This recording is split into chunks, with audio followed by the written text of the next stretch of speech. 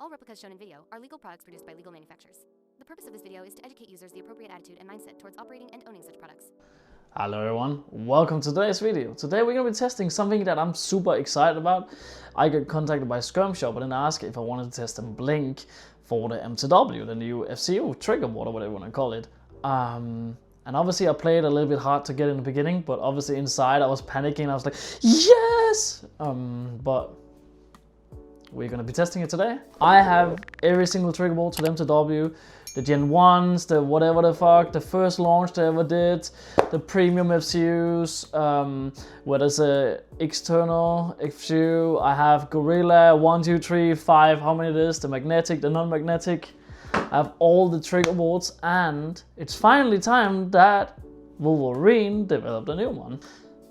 Hello everyone, so now we're going to be looking into the FCU. This is the BLINC FCU and I've gotten it with the tracer. You can see the package is already open, so I don't want to pretend that I haven't already seen this. I have already taken it out, I've already seen it.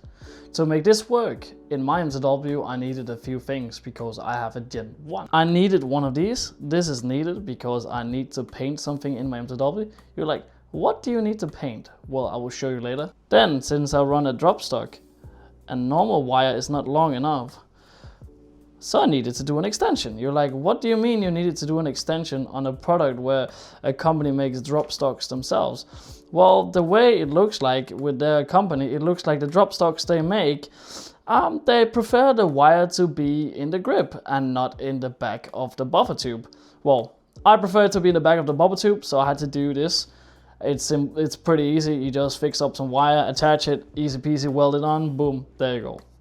This is not something most people will need, but if you have a drop stock like me, you have to do this because this puny wire is simply not long enough to go all the way into the buffer tube. Outside of this, you get a power supply. This is the power supply for your tracer. You get a new contact yoke. This is a new contact yoke. As you can see, this has something different to it. This has magnets.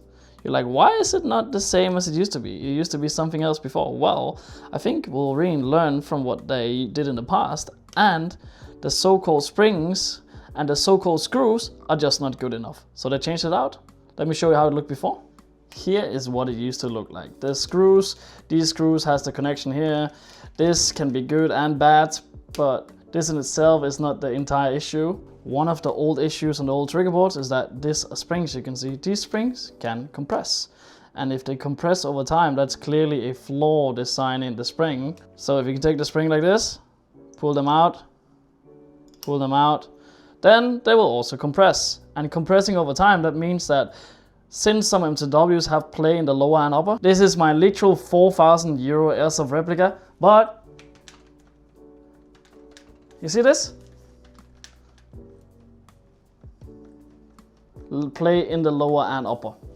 When the spring and the contact yoke are not fully aligned, you get bad connection issues. And when you play in Denmark, when it's -20, this can be a real pain in the ass. Inside of the box, you also get this Bifrost. This is obviously the tracer. What does it say?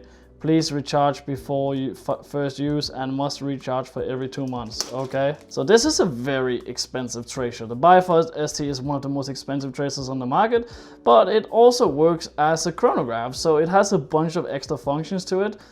You can also buy the FCU without this tracer, but if you want the full-fledged, all the cool stuff about what makes this FCU really cool, then you should probably get with a Bifrost also. One of the real cool features with this trigger board is that a lot of really premium trigger boards have a external FCU. This is the Gorilla one. It's really nice. I don't know why it says Polestar on it, but it's the Gorilla one. This takes up a lot of space, and by implementing everything into the board, like in the magnetic Gorilla also, then it takes up way less space and there's way less room for you to break things, because if everything is one small compact package, it actually becomes quite a lot easier to use. Also the wobble in the lower and upper you can fix with this. Stalker sells this. I'm sponsored by Skirmshop and this is obviously their brand, but you can also just put a piece of rubber here around here, so when you get locked, it's completely stuck. Rubber or this that works forever, up to you. You remember I told you that you needed this? Well, let me show you why. most MTWs, this is a Gen 1, the very first MTW that was ever released. I don't know what they called it back then, let's call it Gen 1 I guess. This is the first MTW that's ever released. This is way before optical trigger boards was actually a thing. What is optical trigger boards? Well, on an optical trigger board there's a sensor here. So when you change the position of the selector switch, then it sees automatically where you're on. Why did it do it? I don't know. Maybe it has a tendency of breaking less. That could be why they decided to swap to an optical selector switch. Because most MTWs, the MTWs I worked on don't come with optical selector switch. Then you need to do a little mod with this. It's very easy. Put the selector switch in this position. Paint on top of it, like this. Likewise, when you paint on top of it, it automatically sees there's semi, full auto, semi, full auto, semi, full auto. There should be a clear difference between full auto and semi when you look at the selector switch. But in the app it also has settings so you can actually set it up so it doesn't completely fuck up if you get a little bit of pain of this, but just don't. Since you're already installing something like this, I assume you are not a novice tech, because novice techs probably shouldn't install something like this, but if you're following the guide very carefully, it should be easy. As you can see, I've already taken out the trigger board, so it's just about installing the new trigger board. Real quick, new trigger board. This can be one of the old trigger boards. As you see, you could have to remove the pin for the trigger to pull out the trigger board. Some, you can just lift it up like this. I have a bunch of these. The one I was currently using before, I could just lift up like this and there's no issues. This is the Gorilla version I was using before. Very nice, you could just lift it up. It almost looks the same. This is obviously just a more advanced version than this because this doesn't have optical stuff and all kind of stuff. Now let's get to the installation part. This is kind of easy. You have a trigger board. There's only one way it can be. Huh? You see this? This is all the people that's not subscribed. Do you want to make me happy and help me grow the channel and become one of the best Airsoft communities on YouTube? Well, just subscribe to the channel. It's free, it takes no time, it's just one click. And you make me happy and you help me grow the community. Thank you, I love you all. When you install this, make sure your trigger is all the way over here.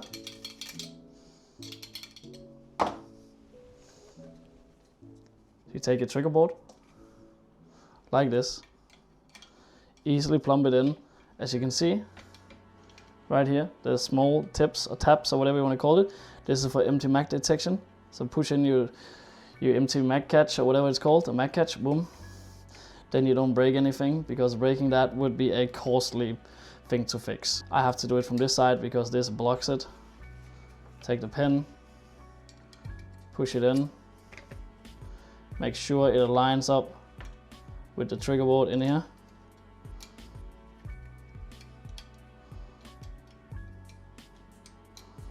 There we go, now it's installed here.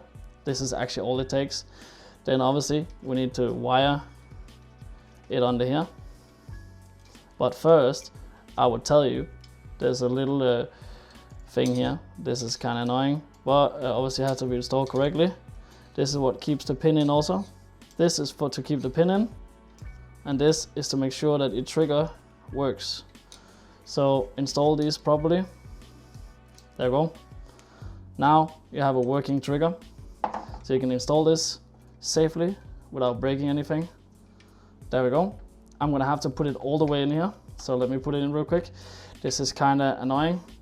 So since I have the black leaf drop stock, I decided to take off the buffer tube so I can easily install it without breaking anything. You have to be kind of careful with this kind of wires, especially when I welded it myself. So now, as you can see here, there's clearly plenty of space and there's going to be a lot of room. Now we have installed this, and yeah, it fits perfectly fine. I have a very long wire, but that's okay. I prefer a very long wire. Before, the stock one just went to here and I literally couldn't use my drop stock. This is from Blackleaf. Maybe, you know, you cannot put in the battery here, so it kind of gets difficult. Now we need to remove the old yoke and put in the new contact yoke. The old contact yoke is very easy to remove. You remove here, boom. I usually always use this. Be careful, this air hose is literally in here, so don't break anything. This is old. This is new. It looks, it's not the same. You can see this is one piece. This is maybe one piece also, and it has a PCB on top. Is that what they call the PCB? This. It's very different actually. Maybe it leaves. There's not going to be as many issues with connection here. It looks nice. It looks better quality, and well done, Wolverine. I really like that you're upping your game and upping the quality. That's super nice, especially with the trigger board. Like, it fits pretty good. I think it's perfect. Let's see. Let's get to use it. Let's see how everything works. Now let's install this. This is exactly the same way as you use the old one. Plunk it in like this. Click it in. There should be plenty of room for it. I know it's new, but let's see. Does it fit?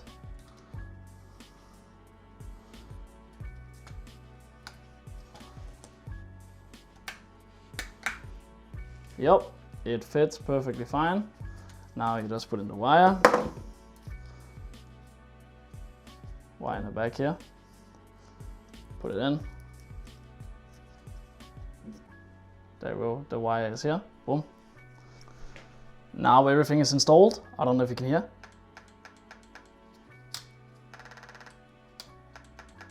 Let's get to the app and see how everything works. Now we have the Bifrost connected, and do like this.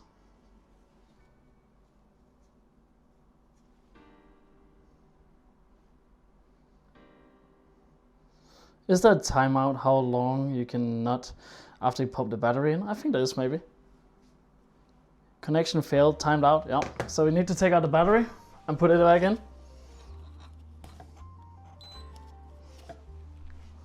Now we just put in the battery back. Let's see if we can connect. I guess we need to click this every time. Yes, so we have the tracer and everything. The first thing I wanted to do when I got into this app is that I remove Mag Catch. I don't use Mag Catch, I use PTS Mags. The real ones, not the MTW ones. You can use whatever you want. I just have the best experience with the PTS Mags. So obviously there's a bunch of settings you can do to this. And one of the main reasons why you want this with the tracer is that it has auto dwell. But let's play around a little bit. It says semi is 12 rough and full auto is 17 rough. Can we just go in here? Click. I guess we can just take. So I can put it on 30 if I want. Boom. Now it should be 30 rate of fire. If I click save. What do we call it? Yep. Cock. That's the name. Apply. There we go. Like wow, imagine not applying. That's very much 30. For this video, I'm just gonna set my PSI to 80. It doesn't matter how hard I'm shooting. I'm just gonna be testing how everything works and if the auto dwell is actually good for making it stable. There we go. This is around 80. So it's on 30 rate of fire. It can actually not feed, but this can be because of a lot of different options. But obviously it shoots. I am very personally interested in the auto dwell. Let's go auto tune. Hold the trigger. Now let's auto dwell.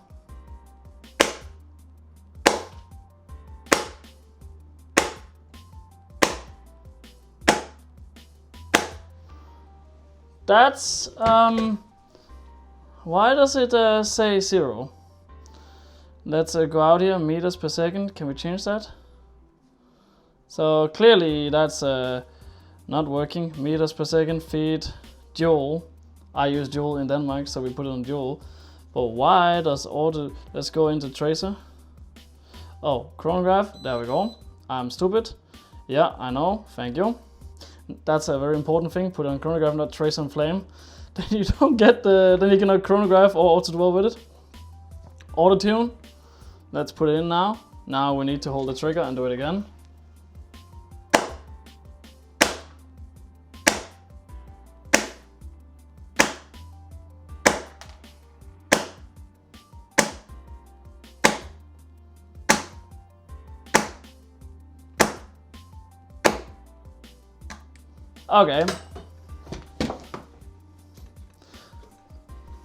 Okay, so the way this auto tune works it tells you where it's most consistent. I can see it shoots 13 shots. I don't... Okay, so it chooses one automatically for me which one is best. Let's try to go with that one and see if it's actually best. We click apply on this. Now we should be able to chrono. Is there a way we can just chrono your airsoft gun in this? What is this on top? Oh, it chronos on top here. 0.83, 0.84, 0.84, 0.84, 0.83, 0.85, 0.84, 0.85, 0.85, 0.87, 0.86, 0.86, 0.84, 0.85, 0.84, 0.87, 0.85. Wow, that's pretty fucking consistent. So I guess the auto dwell actually works. It's pretty cool. When you go into semi, what can you do? Like semi-rough, I guess that doesn't really matter. Semi-rough doesn't really exist, does it? Let's see if I put it on, let's just test here. 4, and I spam the trigger. Let's try it real quick. Let's see if I can spam. Yeah, I will hold up so you can follow.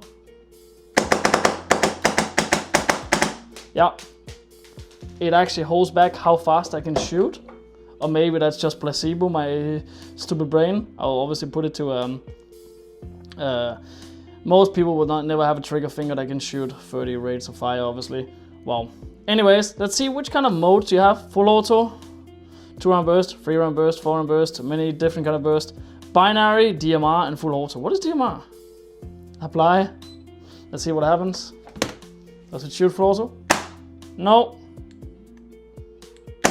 Oh, it's locked for a long time. DMR is locked. I don't know how many seconds. It felt like a couple of seconds it was locked on DMR. Obviously, I'll go back to full auto. Apply. There we go. What else is important here? We have profiles. You can obviously make a bunch of profiles if you want. I have my Yepcock profile. You can tournament lock. Tournament lock is pretty fucking smart if you play at a bunch of different fields that actually want you to have it, so you cannot fiddle with stuff. You have the tracer, you have device name, you have settings. This setting selection, well, that's not what I was using. Like I was using 30, so I guess you can make a pre-made profile and you say I'm using 30 on this profile. Then there's also the selector. So this is a very important thing for you guys. So when you swap around, you can see the selector value. This means when you swap around where you painted it with this shows how it's rated. Like, not rated, how it reads the optical sensor. So if it's too much, it will not read it. So if you do it down here, it will read. If we take it to, let's say, 100, it's on full auto right now. It only shoots semi. Back to semi. Back to full auto.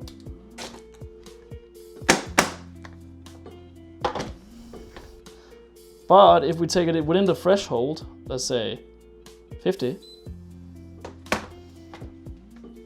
on full auto, as you can see, it shoots. Perfect. So obviously there's the board beep. I really like the board beep. I think it's nice. Then I know if something is happening or it's being fiddled with. What else? Upgrades. This is obviously the warning. Please do not upgrade during the process. Yeah, I'm not gonna do that. Info, what is this? Current shots fired with the new FCU, 345. Let's go! 395, I don't even know, probably. So I guess you can go to the day and be like, reset. I sure want to reset shot count, yeah. So you can go in a day and you can actually measure how many BBs you use now. Well, this is actually all there is to the FCU. Just the auto dwell, this is what it's set for me, like the set value. Just quick note to Wolverine. This app is fucking nice. Like, I love this app. Why did it shoot 1.34 joule? Let me shoot real quick. Didn't it shoot 0.85 before? Let's see here.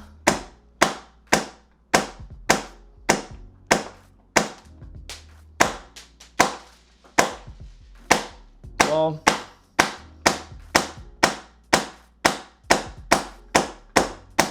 it's really fucking consistent though. It's very consistent, as you can see. Well, I learned now why. You go here, when you go into the settings, you choose your BB weight. And obviously, when I chronoed first, it was on whatever 20. And then after I changed it, the chrono became 30. So obviously, out here, when I chrono, it's gonna change the joules. So before you chrono anything, remember to go in here, go in settings, and set up your joules correctly. Otherwise, it's no bueno. If I go in here now, auto tune, in joule, let's hold now.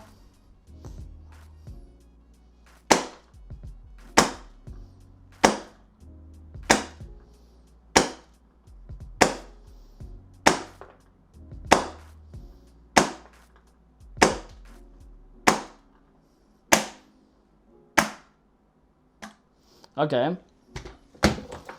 and it says the most stable is 7,000. 1,000. Let's go out here, apply settings. You can see they're always here. I don't know what's something here. 131, 134, 133, 132, 132, 133. Okay. So the auto dwell clearly works really fucking good. Let's talk about it a little bit. Okay, now that everything is set up, I want to talk about the FCU real quick. Bonus, it doesn't have an external FCU. Another bonus, it has a great app. Like, this app is amazing. Another bonus, the installation is piss easy. It doesn't take anything. Like, Wolverine is adult Lego. I've said this many times in my video. If you sit down, you chillax, you drink a soda, a beer, whatever you want, a cup of coffee while you're doing this, everyone can take their MTW apart without any issues. Obviously, don't break things. If it doesn't fit, don't smash it in. Another thing, I really like the tracer. It's way too expensive though. I think the whole package is 260 euros. 260 euros for a tracer and a FCU. When you see it like this, it's not a lot of money, but a tracer that is maybe 100 euros on top of the package, that is kind of expensive. But then again, you get a tracer, you get a chrono, it auto fixes your gun, auto dwells your gun, it does everything for you. But it only does auto dwell in semi. I don't know if it adds a value to the auto also in the dwell. One of the minuses with this new FCU is that this app is super fucking nice, but it locks you a little bit. That's maybe because I'm used to seeing the Gorilla FCU, where you have a bunch of settings that you actually don't even need to mess with. Like the Inferno MTW engine is very limited in what you can mess with. Theoretically, there's only dwell delay, and dwell how much you put out. There's two things at least. Gorilla app, there's maybe 12 settings, and technically there's only 2 of them that actually affects how it performs. So if you're looking for a FCU with a insanely good app, everything is streamlined. You don't need to use your brain because this does everything for you, and it's just as stable as what I set up, honestly. Like when I sit down with the Gorilla app and sit and play around with the settings for maybe 10 minutes, whatever, like sit and waste a bunch of BBs. Within 13 shots, this seemed to have done the same actually. So that's kind of depressing. Downsides to the FCU, I don't really see any. It's working well, it shoots well. So I wanted to share, in this I have the Gorilla magnetic FCU with the magnetic trigger. This is my DMR, as you can see. So I quickly wanted to show the Gorilla FCU. We go in here, this is my FCU, I have the magnetic as I just told you. Here there's a bunch of settings. And I'm telling you, there's a bunch of settings. Obviously, there's different versions, different modes. This is FCU mode, that is for the MTW. And all of these magazine counter, semi-fire, all of these options, I feel like I have more control on with the Gorilla over the Wolverine, obviously. Because you can see I have an inhuman amount of settings. But I don't know if the settings are hidden away in the Wolverine app. Being able to precisely do the dwell like this, precisely do the delay like this, all of these things. All of these things here you have in the normal one also. You don't have ramp. But precisely being able to fine tune this, I believe it can give you a better result. But obviously you don't need to use the auto dwell on the Wolverine. It's just an option for people who don't want to do it themselves. I feel like I have more control on this, maybe because it's easier to understand here. As I said, the Gorilla has a bunch of different settings, but ideally you only need these 4 settings. So, taking that into consideration, which one do you think is best? They kind of do the same. I feel like fine-tuning is better here, but maybe it's because I'm used to this app. So don't get me on that, I have absolutely no idea, because clearly you could see there was a setting number here. Dwell setting, a big ass number. Maybe that's just the same to set up there. So yeah, just wanted to show this real quick. But just going over this app quickly again.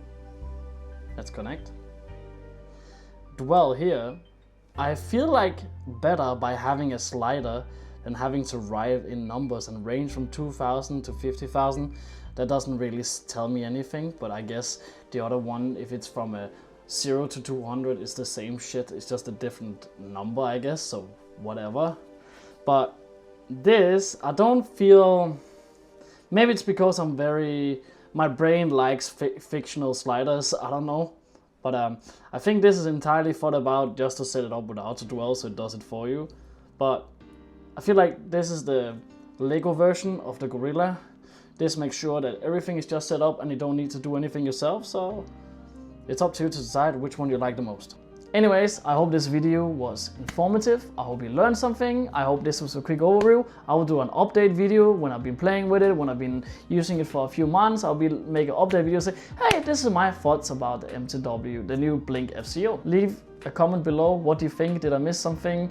Was it too fast, too slow? Was the flow of the video okay? Anyways, Skirm Shop, thank you for sending this. Thank you, Wolverine, for developing awesome products. Well, thank you for watching. Leave a like, leave a comment, share your opinion below. Do you want this BLINC FCU or not? There's a bunch of options. Normal FCU, BLINC FCU, Premium FCU, Gorilla FCU, Magnetic Gorilla FCU. Which one is best? They all kinda do the same thing in different ways. I think it's more which brand you want to support, because it's kinda the same. Anyways, I love this new FCU. I'm gonna go play with it, so get the fuck away.